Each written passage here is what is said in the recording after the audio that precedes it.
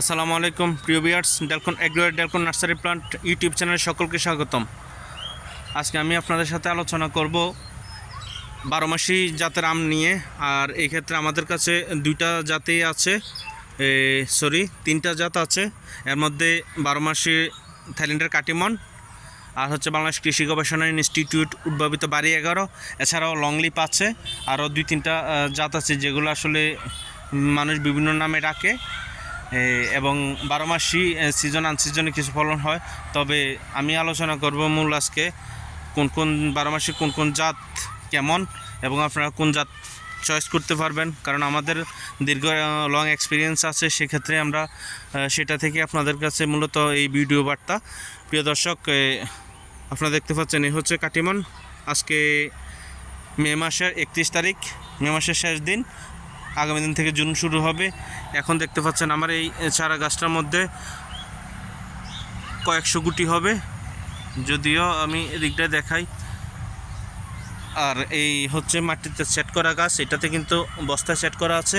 আমরা বর্ষায় এগুলো উঠিয়ে বিক্রি করে ফেলবো। গত বছর এটাতে আনসিজন আম ছিল, সিজন আনসিজন দুই টাইমে আম হয়।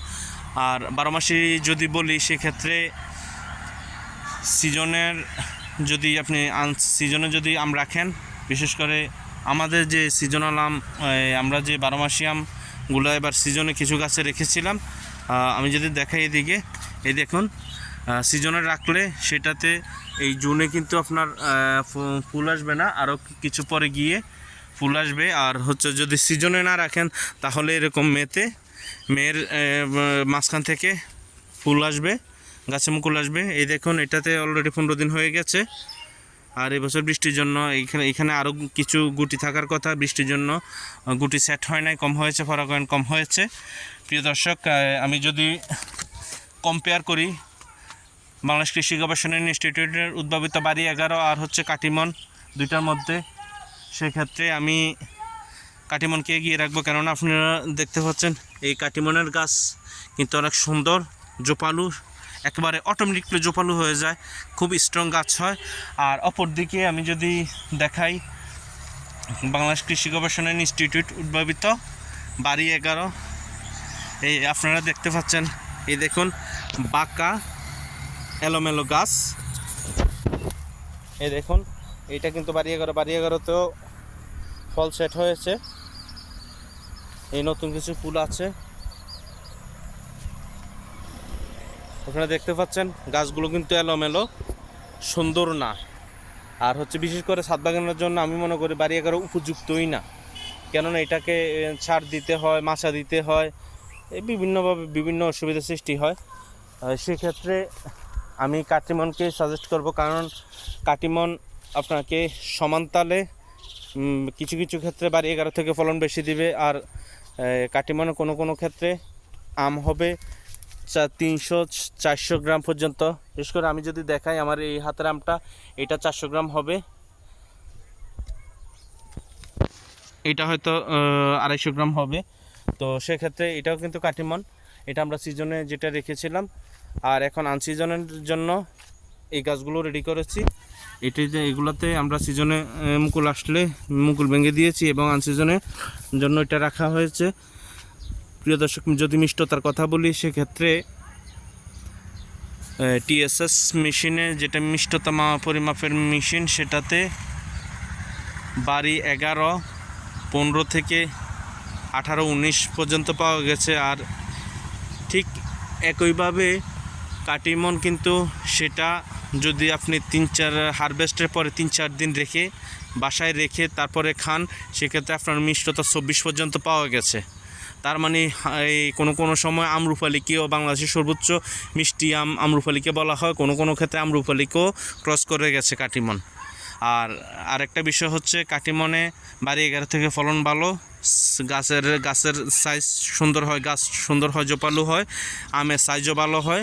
আর হচ্ছে বাড়ি 11তে কিছু চুল আছে, যেটা কাটিমনে নাই। বাড়ি 11 একটু নরম টাইপের আম, যেটাকে জুস বানিয়ে খাওয়া যায়, কিন্তু সেক্ষেত্রে কাটিমন ভিন্ন। কারণ কাটিমন আপনি নরম, আমরা যেভাবে বিশেষ করে আমরা আমাদের দেশি আমগুলো যেভাবে খাই, কাটিমন কিন্তু সেভাবে খাওয়া যায় না। কাটিমন আপনাকে কেটে খেতে হবে।